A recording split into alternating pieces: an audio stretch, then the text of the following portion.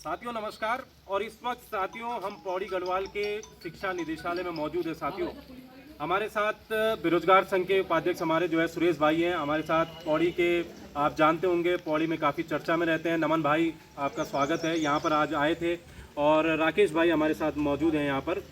ये भी काफ़ी यहाँ पर जो है समाज सेवा में लगे रहते हैं। साथियों हमारा मेन उद्देश्य जो आज आने का ये था कि भाई ये जो पौड़ी गढ़वाल के एकेश्वर ब्लॉक में जो एक तरह से फर्जी प्रिंसिपल लगा हुआ है, उसको 3 महीने हो चुके हैं और 3 महीने बाद भी साथियों अभी तक उस पर जो है जांच गठित करके उसको हटाया नहीं गया है।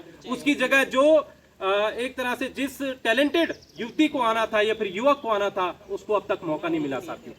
और जब हम यहाँ पर आरटीआई लगा रहे हैं, उसके डॉक्यूमेंट्स मांग रहे हैं, तो साथियों आरटीआई क्या मिल रही है?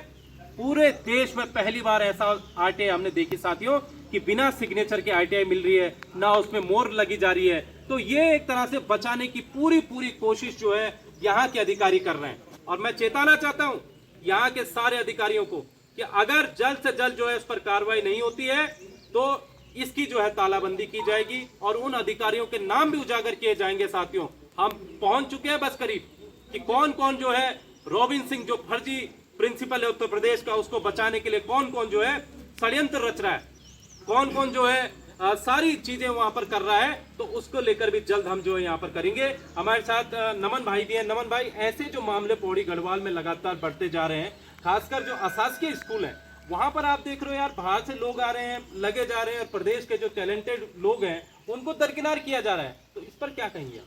देखिए, स्पष्ट है, इस प्रदेश की जो संरचना की गई थी वो उत्तराखंड के निवासियों के लिए की गई थी, यहाँ के मूल निवासियों के लिए की गई थी। लेकिन आज जिस तरह से आप देखिए, हर विभाग में कहीं ना कहीं बाहर के लोगों को प्राथमिकता के साथ आगे बढ़ाया जा रहा है, चाहे वो धांधली के रूप में हो, फर्जी कागजों के रूप में हो, या फिर अन्य किसी रूप में हो। ये बिल्कुल बर्दाश्त नहीं किया जाएगा। और जिस तरह से आज अशासकीय का ये मामला सामने आया है, मैं ये स्पष्ट कर दूं कि इस प्रदेश के अंदर कोई भी बाहरी व्यक्ति अगर विधि सम्मत चलेगा तो हम उसका स्वागत करेंगे।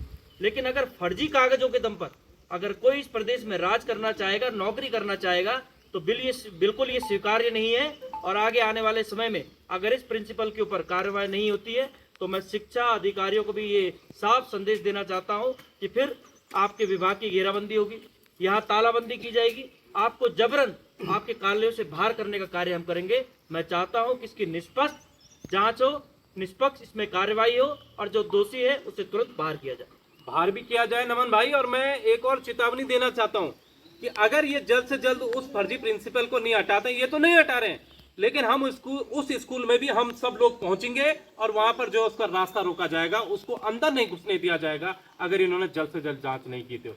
सुरेश भाई हमारे साथ हैं, क्या कहना चाहेंगे सुरेश भाई? देखिए, हम लगातार 3 बार यहाँ आ चुके हैं, इस निदेशालय में आ चुके हैं। हम एडी साहब से भी मिल चुके हैं, सीओ साहब से भी हम मिल चुके हैं। तमाम तथ्य हमने उनके सामने रख दिए हैं और उन तमाम तथ्यों के आधार पर जो कार्रवाई अभी तक की जानी चाहिए थी वो अभी तक नहीं हो पाई है।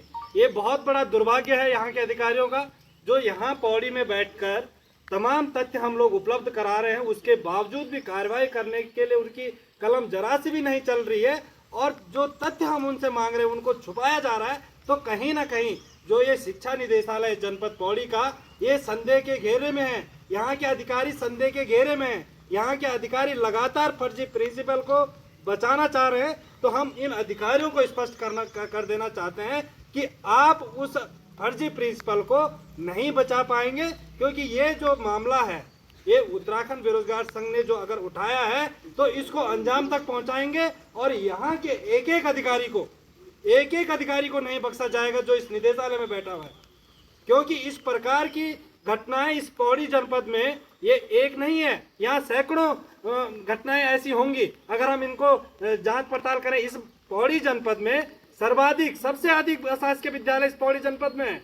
और अगर इस पौड़ी जनपद में सर्वाधिक अशासकीय विद्यालय हैं तो इस प्रकार की न जाने कितनी नियुक्तियां यहाँ पर बैठे अधिकारियों ने अब तक कर ली हैं।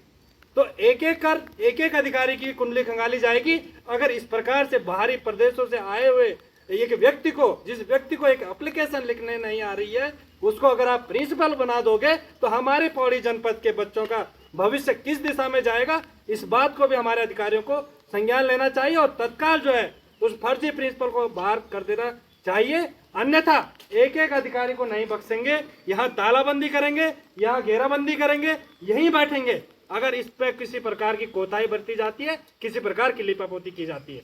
भाई साहब हमारे साथ मौजूद है, आप भी दो शब्द क्या कहना चाहेंगे? इतनी खराब व्यवस्था फिलहाल शिक्षा विभाग की पौड़ी गढ़वाल में हो चुकी है और जगह जगह आप देख रहे होंगे मैटर उछलते जा रहे हैं। हमारे जो बाहर के लोग हैं उनको जो यहाँ पर तैनाती मिल रही है और हमारे जो प्रदेश के युवा हैं वो सड़कों पर धक्का खा रहे हैं, क्या कहना चाहेंगे इसमें? देखिए, जो प्रकरण आया है ये कोटा ब्लॉक एकेश्वर ब्लॉक का, जिसमें कि एक बाहरी व्यक्ति जो बाहरी प्रदेश से जो व्यक्ति है और वो फर्जी डिग्रियों के आधार पर उत्तराखंड के अंदर एक प्रिंसिपल के पद पर बैठ गया है और इस प्रकार की जो प्रक्रियाएं चल रही है, कहीं ना कहीं ये लग रहा है कि कहीं ना कहीं विभाग के उच्च अधिकारियों की इसमें मिलीभगत महसूस हो रही है।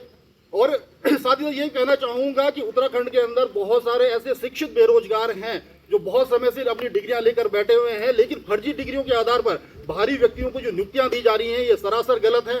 और इस प्रकार की अगर इस पर उचित जांच नहीं की जाती और त्वरित कार्रवाई नहीं की जाती तो ये एक उग्र आंदोलन का रूप लेगा।